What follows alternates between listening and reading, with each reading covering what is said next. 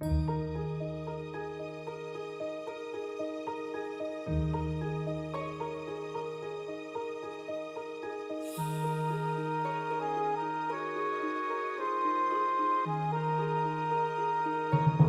folks, welcome back to another Dice Tower preview. I'm Mark, and today we're taking a look at Coal Baron, which is brought to you by CNC Publishing. It's for 2 to 4 players, ages 10 and up, and games generally run about 60 to 75 minutes. In the early 20th century, coal has become essential, and mining companies are leading the coal industry with a firm hand. The brave miners go down the mine shafts to extract this mineral that is so coveted. In this game, you own a coal mine and need to fully manage it, from manufacturing your carts that will run in the dark tunnels to extracting coal with your miners. You need to bring the precious coal to the surface and then deliver to your clients to fulfill your orders. Make sure you manage carefully your capital, your time and workers to become the most renowned owner known as the Coal Baron. The game Coal Baron is played over a total of 3 rounds, or shifts. On your turn, you will always perform exactly one action by placing one or more of your workers onto worker space of your choice. The shift ends when all the players, all their workers, have been placed on the game board. Then it's time for shift scoring. After the first and second shifts, all workers are returned to their owners. Then the new shift starts. After the third shift, the game ends. The player with the most victory points wins the game. You know, Coal Baron was originally released in 2013. This new version brings back the same rules as the first edition of the game, but with new design elements, quality, and illustrations. So join me as we take a closer look. So, if you're familiar with the original game, you'll notice some differences here, especially in the quality and artwork and so forth, but they did separate the shift scoring into its own board. It's not part of the main board anymore, which actually gives you more room for the workers and so forth. So, you'll see here that we're set up for a 2-player game, and every game based on player count sets up slightly different. 2-player, you're gonna have more workers, and you have certain areas that are blocked off that you're not gonna be using for the different worker placement spots.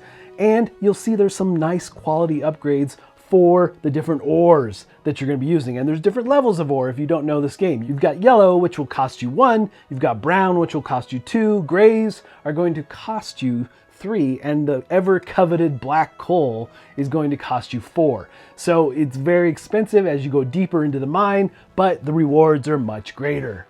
Every game is going to start off with drafting cards. In this 2-player setup, we're going to have 7 cards available. Each player is going to draft 3 of these contracts. Now, contracts are key because that's what you're trying to do. You're trying to fulfill these contracts in order to get points and score for the end of the game. You hope also to be the one that has scored maybe the most type of ore, or use the most type of transport for your items, or finally have the most empty carts of a certain type. So as you travel through the different shifts, all those different things are going to add up to give you additional points at the end of the game and in each shift conclusion. So it's a really neat way to have a compete between all the players trying to race for the most of those things. And there's a first and second place awarding bonus points for those things. So contract cards, though, they're going to show what type of ore that you need for the card, as well as how much and the type of vehicle you need to ship it out, as well as at the very top, how many victory points you're going to get for completing that card. So as you'd expect, there's several different types of worker placement spots. The game is going to require that you have money in order to mine that ore out of the ground, so you have spots to acquire money. Also, you have to spend that money on mine carts. When you do place a worker here, you'll gather the tile and place it in your mine, along with the type of coal that it calls for. So in this cart 2, that you have 2 black coal will cost you 8 in money in order to put that into play. Now, one of the neat things about this game and your mine in general is that you have to keep things balanced. So at the end of the game, if you have a mine that's out of balance, you're going to lose points. So you need to have tiles on the lit side of your mine as well as the dark side of your mine that match in order to not have negative points into the game. So anyway, you'll place those tiles around your mine in the specific areas, and you'll place ore on top of them. But you still haven't mined it yet. You'll have to go do that with a different type of action. Which is my favorite part of the game, actually. But the neat thing here is that this becomes very tactile. Your mine feels like something that is evolving, and you're digging in, and you're actually moving up and down in the elevator shaft to acquire the different types of ore.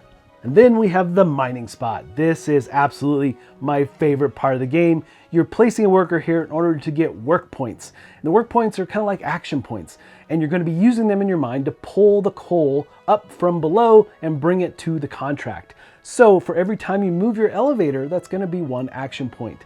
So like if we go to the bottom of your board, all the way down, that's 1 action point. A second action point to gather a coal from that specific area, and you can only hold 5 pieces of coal on your elevator. And then bringing the elevator back up is going to be another action point, and then moving it from the elevator to the contract card is another action point. So I love this aspect of the game. Super tactile. You feel like you're moving up and down that elevator.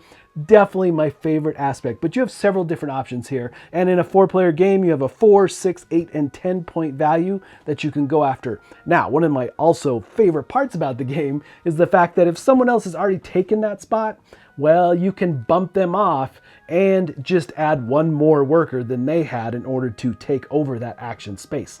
So you have options, and once people start placing their different types of workers out, you're not stuck. You can actually start bumping people off and doing the same action they did on their turn.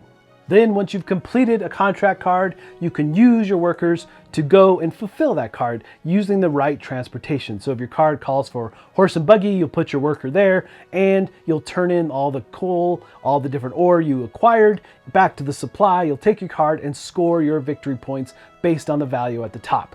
So again, there are some set collection here because you hope that you have the most black ore or coal, and then you're going to score at the end of the shift more points than other players. But it is an interesting aspect of how you choose which types of contracts to go after. It is very strategic for sure.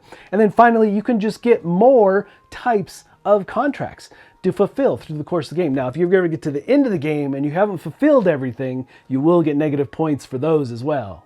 And as you use your workers, they all stay on the main board. So if you happen to bump somebody off, you're going to send them off to the tavern in order to hang out until the end of the shift. So your workers never come back to you until that shift is actually over. So it's an interesting aspect. And if you don't really have anything you can do or want to do on your turn, you can actually choose to move a worker to the bank and get a coin or a dollar value. And that's another thing here. This is all paper money, just like the original game, which I love because it does add to the theme of the game as well. So that's the basics of what you're gonna be doing in the game. And at the end of every shift, you do that shift in scoring. You hope to have the most ore, you hope to have the most type of transportation, and finally in the last shift, you hope to have the most empty carts to get all those bonus points. Again, there's a first and second place for those bonus points, but it does add to that overall value as you move around the board, scoring victory points. And again, it all comes down to the different contracts and how best you utilize them through the course of the game. All right, folks, just a reminder once again, this has been a Dice Tower paid preview, and everything you've seen here has been in prototype form. So keep a close eye on the campaign for any changes that still may occur. Now, with that said, this game, again, has been around for a little while. I really did like the refresh that they've done here, and the new components just makes it stand off the table for sure. I love the mining aspect of this game. I can't say that enough. And it's just this nice tactile feel. You actually move the elevator up and down, grab the ore, move it up, and put it onto the contracts. I like that aspect so much, using those different mining worker points. But folks, ultimately, if this looks like something of interest to you, I'm sure they'd appreciate your support. So I think that's it for me. And until next time, we'll see you at the table.